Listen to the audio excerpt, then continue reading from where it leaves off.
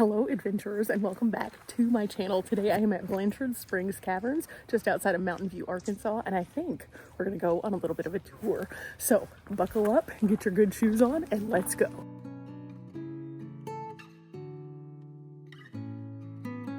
Okay guys, we're inside. It was $16, but if you have a senior or access pass, you get a little bit of a discount.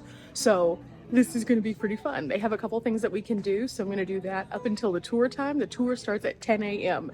There's an exhibit hall and also a movie, but there's also a few other things, including a gift shop, which is where I'm going to start off to see if I can find a patch. Now this is cool because they're actually celebrating 80 years of Smokey Bear, and in doing so, this is a Forest Service site, so they have lots of cool smoky stuff here. So I'm gonna look around a little bit. I might find something that I'm interested in. Normally I don't buy a lot of things. I usually just do a patch, but they have some cool stuff here. Like these. Ooh, these are nice. Of these smoky items. Wow, this is awesome. I picked up a few things and I'm so excited because this is going to be such a fun tour, but along the way also there's a lot of information here with that exhibit hall and then also this area right here. So I think what we're going to do is just learn a little bit of background first and then we'll hit the exhibit hall really quickly and then come back for the tour.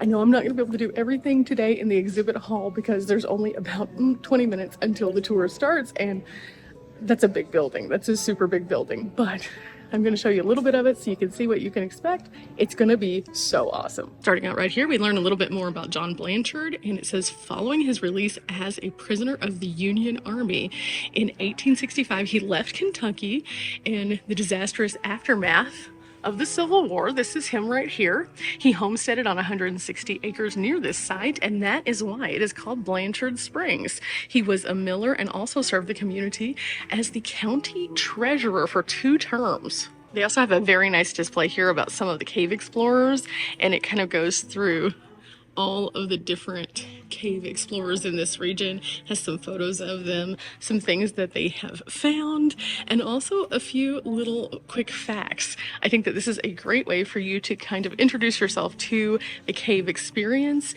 and see who's been here before us to make this possible. Now with that said, let's go over to the exhibit hall and find out more. Entering inside we go. Oh wow.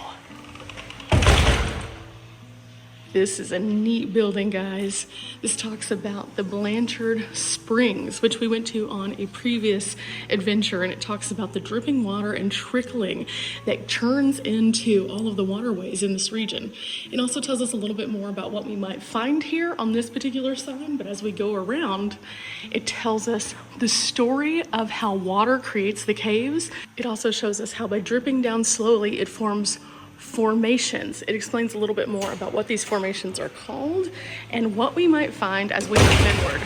But then, because this is an overview, I just kind of wanted you guys to see what this looks like in here.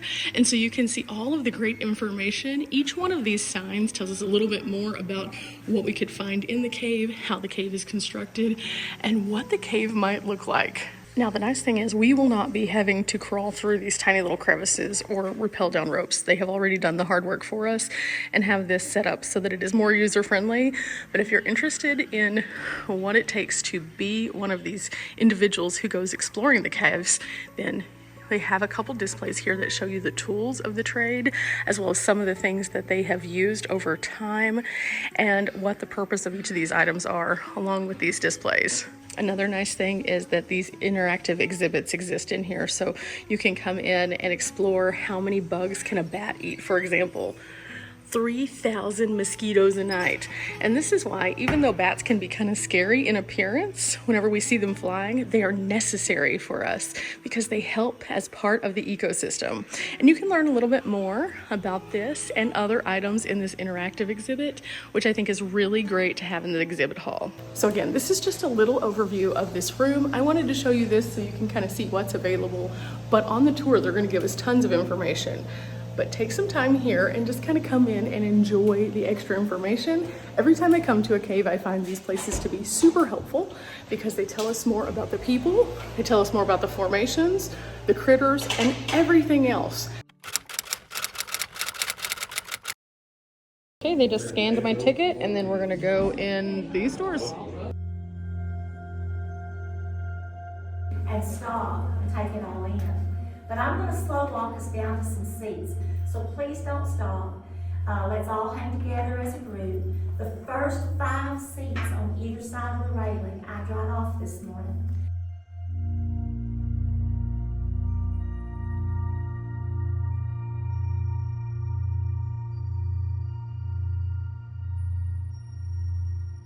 That calcite does not magically appear in the cave.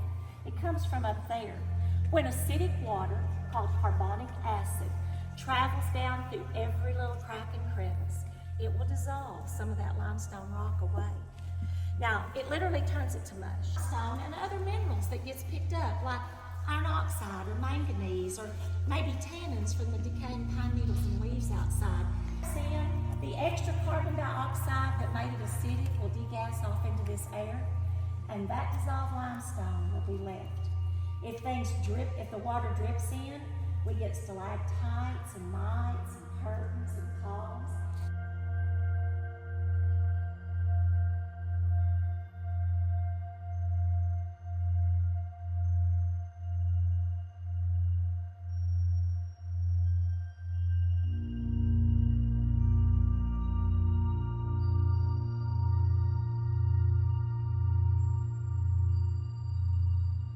Now guys, when we were over there and I had my light on that, didn't it look scary? And now we see how bright it is, truly glowing underneath that dominant joint. So let's talk about the names of these formations before we go further. What do we call these that hang down from the ceiling? I see. Stalactites. That's right, stalactites. And they grow when water drips in real slow. And the droplet hangs on up there, depositing the calcite above us. What do we call these that grow up from the floor? Stalagmites. That's right, stalagmites. And when water drips in faster, the calcite didn't have a chance to get left up there, so the calcite's still in the water, and that calcite slowly builds up from the floor. And what do we say when a stalactite and mite join together? What's that? Column. Column. That's right. So as we make our way through the room, you keep an eye on that wall, because you're not going to see anything like it in any other cave in North America.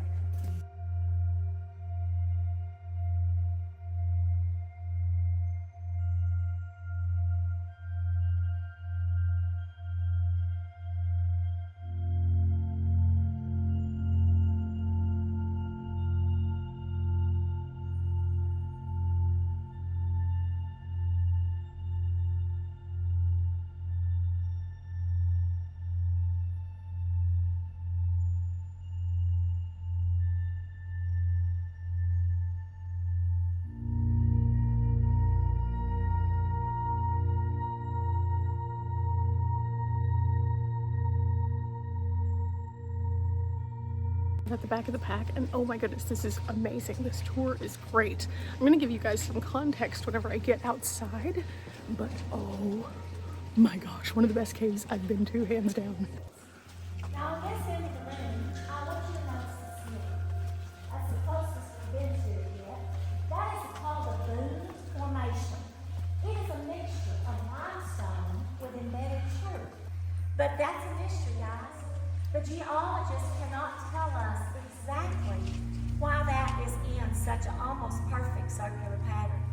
Some geologists say, well, there was soft material up there, and when the rock started to fall, that soft material caused it to fall out in that pattern. Other geologists say, well, when these rooms were being carved out, the water from this room and the water from the other room met and created a whirlpool. You get the idea, right? Now, this tunnel was finished in 1970. These bolts that you see in the ceiling are kind of cousins to lolly bolts that are used in mine shafts. Now, the engineers do consider this a mine shaft because of its length. So those goes up 6 or 8 feet, expand out, and they help hold all those layers of limestone to make it safe. You know, out there, Asia took care of it, but this is man-made, so we had to protect it.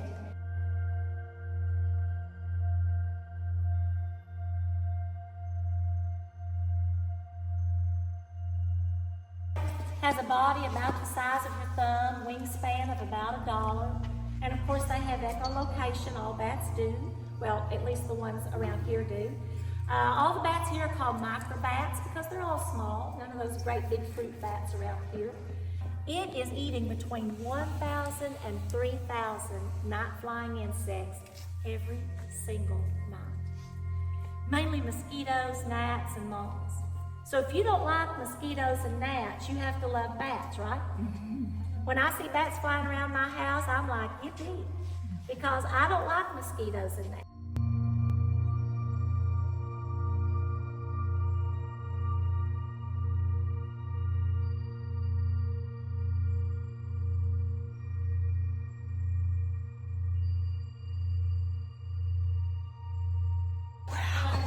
So pretty, so pretty.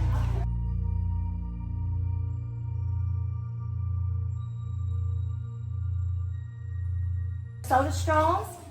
We're only 90 feet underground. A lot of water gets in this space. The tips of these stalactites were not broken off in construction. They were broken off by that sinkhole collapse. They were already missing when those first explorers got here in 1963.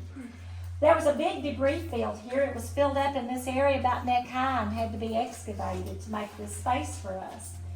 We have no idea when these two sinkholes collapsed. We don't know if an imagined earthquake caused them in 1811 or if it was just erosion over time. We just know they're closed now.